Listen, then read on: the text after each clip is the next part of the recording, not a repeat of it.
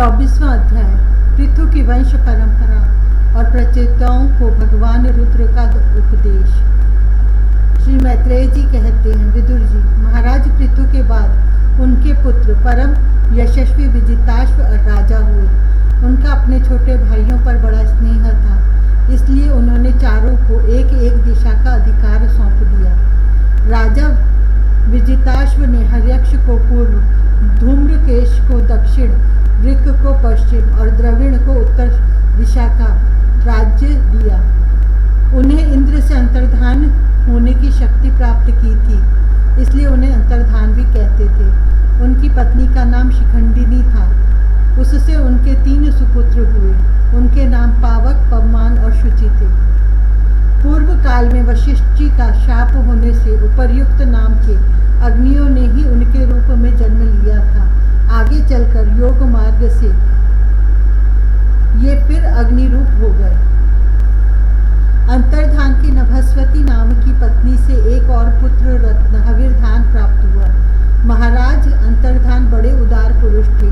जिस समय इंद्र उनके पिता के अश्वमेध यज्ञ का घोड़ा हरकर ले गए थे, उन्होंने पता लग जाने पर भी उनका वध नहीं किया था। राजा अंतर्धान ने कर लेना, दंड देना, जुर्माना वसूल करना आदि कर्तव्यों को बहुत कठोर एवं दूसरों के लिए कष्टदायक समझकर एक दीर्घकालीन यज्ञ में दीक्षित होने के बहाने अपना राजकाज छोड़ दिया।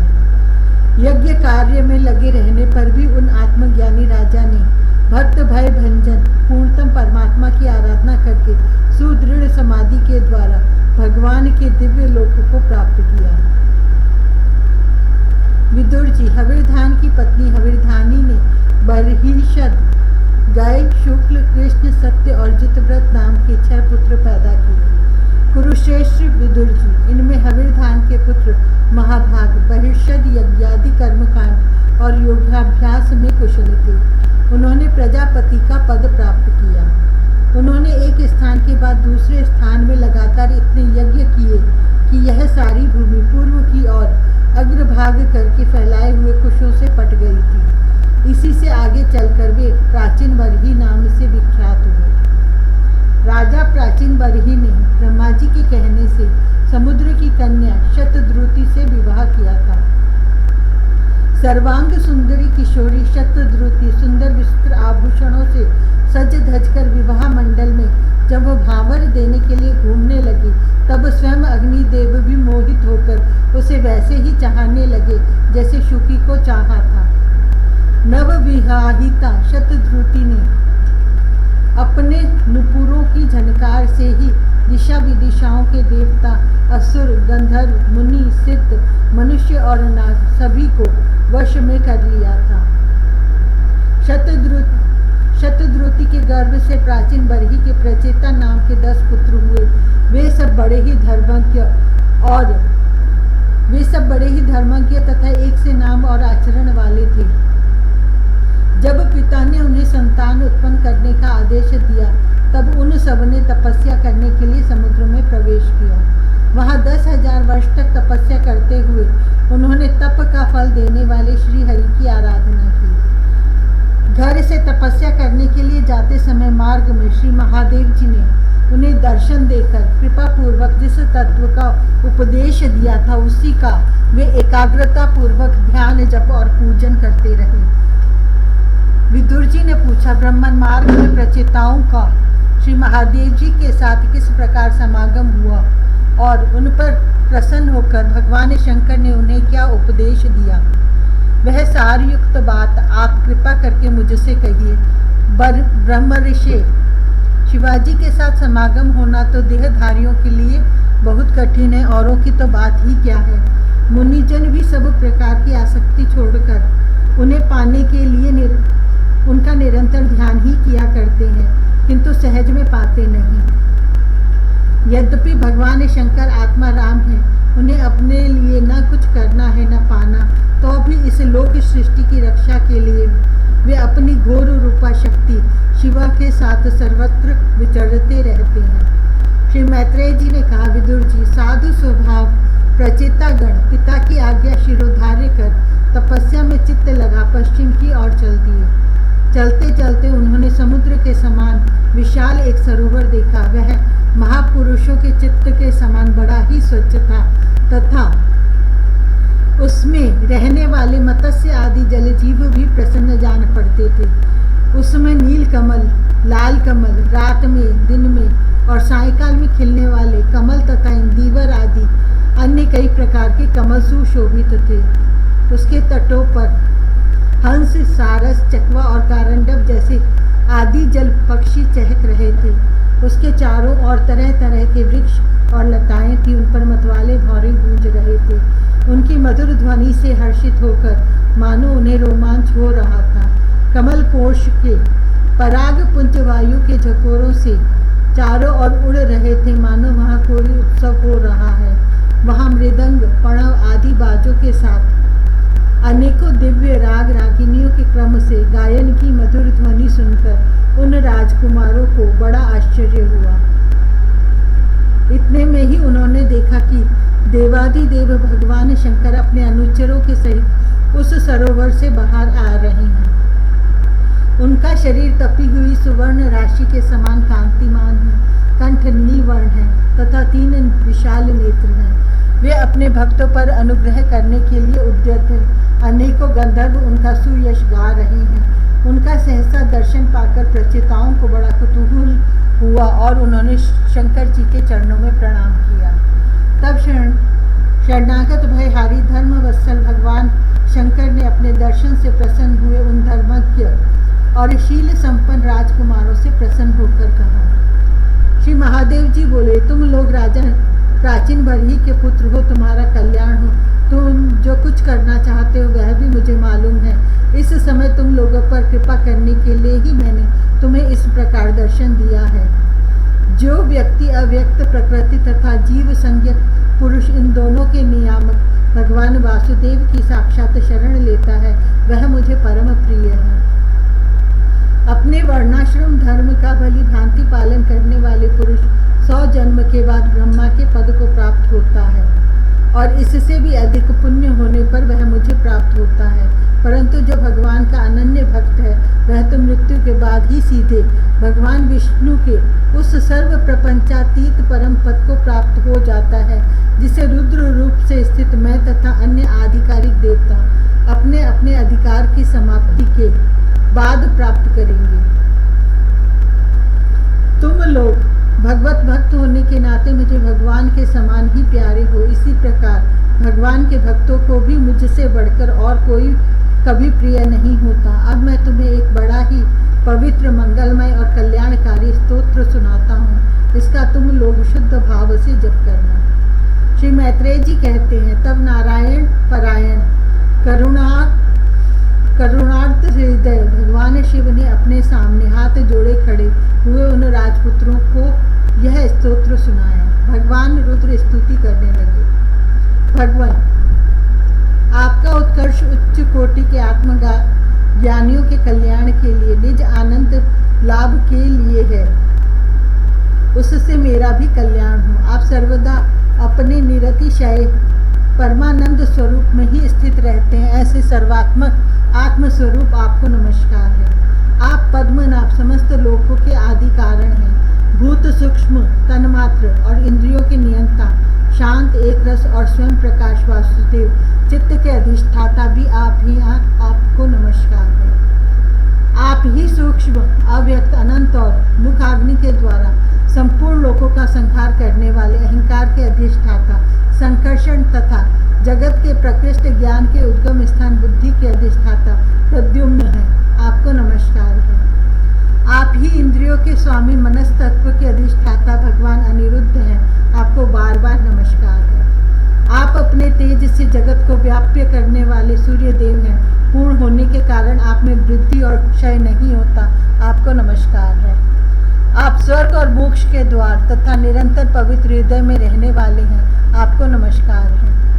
आप ही सुवर्ण रूप वीर्य से युक्त और चातुर्होत्र कर्म के साधन तथा विस्तार करने वाले अग्निदेव हैं। आपको नमस्कार है।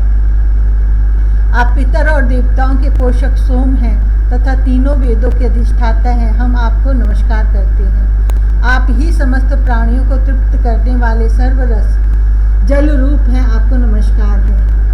आप समस्त प्राणियों के देह पृथ्वी और विराट स्वरूप हैं तथा त्रिलोकी की रक्षा करने वाले मानसिक, इंद्रिय और शारीरिक शक्ति स्वरूप वायु प्राण हैं, आपको नमस्कार है। आप ही अपने गुण शब्द के द्वारा समस्त पदार्थों का ज्ञान कराने वाले तथा बाहर भीतर का भेद करने वाले आकाश हैं तथा आप ही महान पुण्यों से प्राप्त होने वाले परम तेजोमय स्वर्ग, वैकुंठ आदि लोक हैं, आपको पुनः पुनः नमस्कार है। आप पितृलोक को प्राप्ति कराने वाले प्रवृत्ति कर्म रूप और देवलोक की प्राप्ति के साधन निवृत्ति कर्म रूप हैं तथा आप ही अधर्म के फल रूप दुखदायक मृत्यु हैं, आपको नमस्कार है। नाथ, आप ही पुराण पुरुष तथा सांख्य और योग के अधीश्वर भगवान श्री कृष्ण हैं। आप सब प्रकार की कामनाओं की पूर्ति के कारण साक्षात मंत्र मूर्ति और महान धर्म स्वरूप हैं। आपकी ज्ञान शक्ति किसी भी प्रकार कुंठित होने वाली नहीं है, आपको नमस्कार है, नमस्कार है। आप ही कर्ता, करण और कर्म तीनों शक्तियों के एकमात्र आश्रय हैं। आप ही अहंकार के अधिष्ठाता रुद्र हैं। आप ही ज्ञान और क्रिया स्वरूप है तथा आपसे ही परा पश्यंती, मध्यमा और वैखरी चार प्रकार की वाणी की अभिव्यक्ति होती है, आपको नमस्कार है। प्रभु, हमें आपके दर्शनों की अभिलाषा है, अतः आपके भक्तजन जिसका पूजन करते हैं और जो आपके निज जनों को अत्यंत प्रिय हैं, अपने उस अनूप रूप की आप हमें झांकी कराइए। आपका वह रूप अपने गुणों से समस्त इंद्रियों को तृप्त करने वाला है। वह वर्षाकालीन मेघ के समान स्निग्ध, श्याम और संपूर्ण सौंदर्यों का सार सर्वस्व है। सुंदर चार विशाल भुजाएं, मन महामनोहर मुखारविंद, कमल दल के समान नेत्र, सुंदर भौहें, सुघड़ नासिका, मन मोहिनी दंत पक्ति, अमोल कपोल युक्त मनोहर मुखमंडल और शोभाशाली समान कर्ण युगल है। प्रीतिपूर्ण उन्मत्त हास्य, तिरछी चितवन, काली काली घुंघराली अलके, कमल कुसुम की केसर के समान फहराता हुआ पीताम्बर, झिलमिलाते हुए कुंडल, चमचमाते हुए मुकुट, कंकण, हार, नुपुर और मेखला आदि विचित्र आभूषण तथा शंख, चक्र, गदा, पद्म, वनमाला और कौस्तुभ मणि के कारण उसकी अपूर्व शोभा है।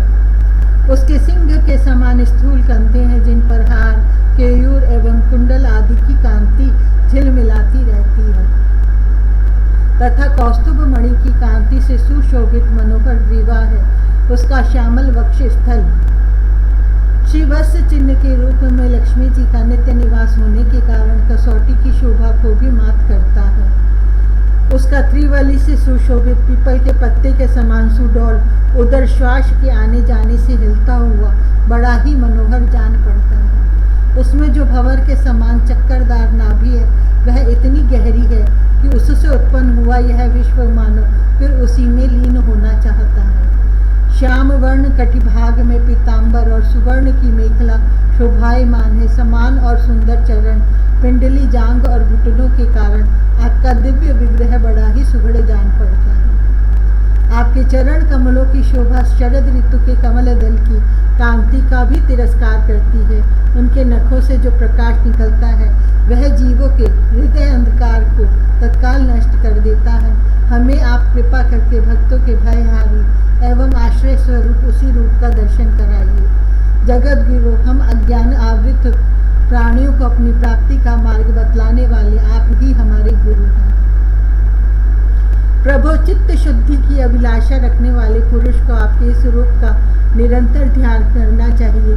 इसकी भक्ति ही स्वधर्म का पालन करने वाले पुरुष को अभय करने वाली है। स्वर्ग का शासन करने वाला इंद्र भी आपको ही पाना चाहता है तथा विशुद्ध आत्मज्ञानियों की गति भी आप ही हैं। इस प्रकार आप सभी देहधारियों के लिए अत्यंत दुर्लभ हैं। केवल भक्तिमान पुरुष ही आपको पा सकते हैं। सत्पुरुषों के लिए भी दुर्लभ, अनन्य भक्ति से भगवान को प्रसन्न करके जिनकी प्रसन्नता किसी अन्य साधना से दुसाध्य है, ऐसा कौन होगा जो उनके चरण तल के अतिरिक्त और कुछ चाहेगा।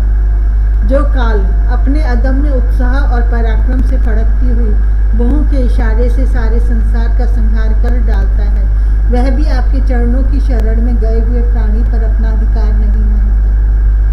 ऐसे भगवान प्रेमी भक्तों का यदि आधे क्षण के लिए भी समागम हो जाए तो उसके सामने मैं स्वर्ग और मोक्ष को कुछ नहीं समझता। फिर मर्त्य लोक के तुच्छ भोगों की तो बात ही क्या है। प्रभु आपके चरण संपूर्ण पाप पर राशि को हर लेने वाले हैं। हम तो केवल यही चाहते हैं कि जिन लोगों ने आपकी कीर्ति और तीर्थ गंगा जी में आंतरिक और बाह्य स्नान करके मानसिक और शारीरिक दोनों प्रकार के पापों को धो डाला है तथा जो जीवों के प्रति दया, राग, द्वेष रहित चित्त तथा सरलता आदि गुणों से युक्त हैं, उन आपके भक्त जनों का संग हमें सदा प्राप्त होता रहे। यही हम पर आपकी बड़ी कृपा होगी।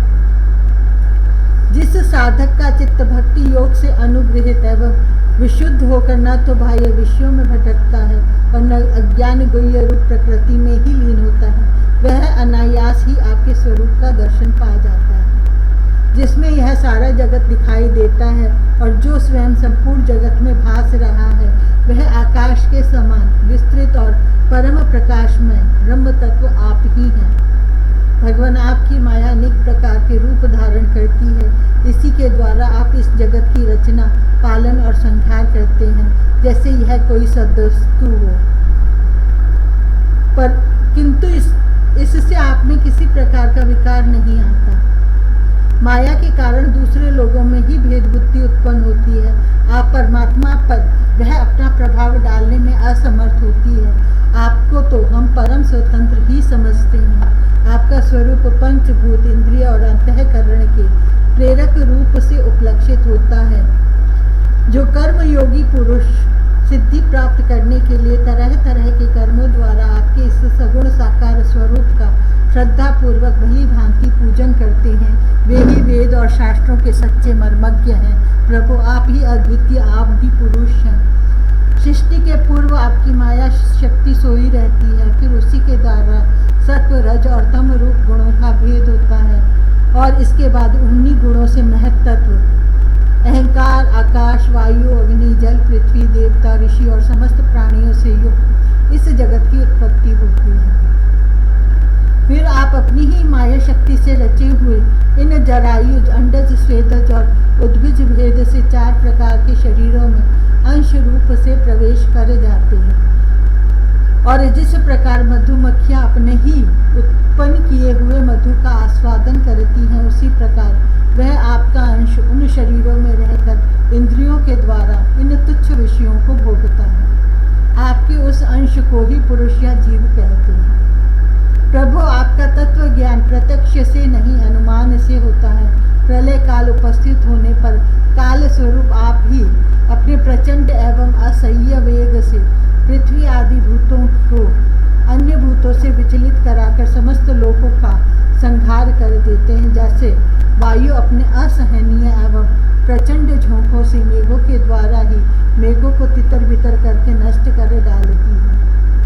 भगवान, यह मोहग्रस्त जीव प्रमादवश हर समय इसी चिंता में रहता है कि अमुक कार्य करना है, इसका लोभ बढ़ गया है और इसे विषयों की ही लालसा बनी रहती है। किंतु आप सदा ही सजग रहते हैं। भूख से जीभ लपलपाता हुआ सर्प जैसे चूहे को चटकर जाता है, उसी प्रकार आप अपने काल स्वरूप से उसे सहसा ले जाते हैं। आपकी अवहेलना करने के कारण अपनी आयु को व्यर्थ मानने वाला ऐसा कौन विद्वान होगा जो आपके चरण कमलों को विसारेगा। इनकी पूजा तो काल की आशंका से ही हमारे पिता ब्रह्मा जी और स्वयंभू आदि 14 मनुओं ने भी बिना कोई विचार किए केवल श्रद्धा से ही की थी। ब्रह्मन इस प्रकार सारा जगत रुद्र रूप काल के भय से व्याकुल है। अतः परमात्मन इस तत्व को जानने वाले हम लोगों के तो इस समय आप ही सर्वथा भय शून्य आश्रय हैं। राजकुमारों, तुम लोग विशुद्ध भाव से स्वधर्म का आचरण करते हुए भगवान में चित्त लगाकर मेरे कहे हुए इस स्तोत्र का जप करते रहो। भगवान तुम्हारा मंगल करेंगे। तुम लोग अपने अंतः उन सर्वभूतांतर्यामी परमात्मा श्री हरि का ही बार बार स्तवन और चिंतन करते हुए पूजन करो। मैंने तुम्हें यह योगादेश नाम का स्तोत्र सुनाया है। तुम लोग इसे मन से धारण कर मुनि व्रत का आचरण करते हुए इसका एकाग्रता से आदर पूर्वक अभ्यास करो। यह स्तोत्र पूर्व काल में जगत विस्तार के इच्छुक प्रजापतियों के पति भगवान ब्रह्मा जी ने प्रजा उत्पन्न करने की इच्छा वाले हम भृगु आदि अपने पुत्रों को सुनाया था। जब हम प्रजापतियों को प्रजा का विस्तार करने की आज्ञा हुई, तब इसी के द्वारा हमने अपना अज्ञान निवृत्त करके अनेक प्रकार की प्रजा उत्पन्न की थी। अब जो भी भगवत परायण पुरुष इसका एकाग्र चित्त से नित्य प्रति जप करेगा, उसका शीघ्र ही कल्याण होगा। इस लोक में सब प्रकार के कल्याण साधनों में मोक्षदायक ज्ञान ही सबसे श्रेष्ठ है।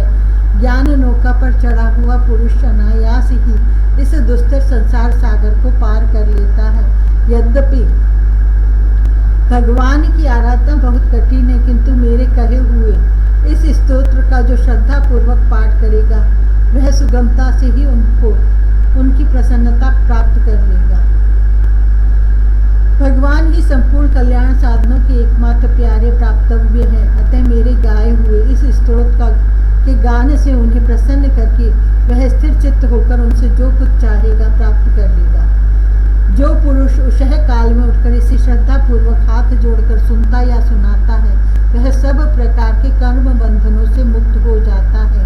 राजकुमारों, मैंने तुम्हें जो यह परम पुरुष परमात्मा का स्तोत्र सुनाया है, इसे एकाग्र चित्त से जपते हुए तुम महान तपस्या करो।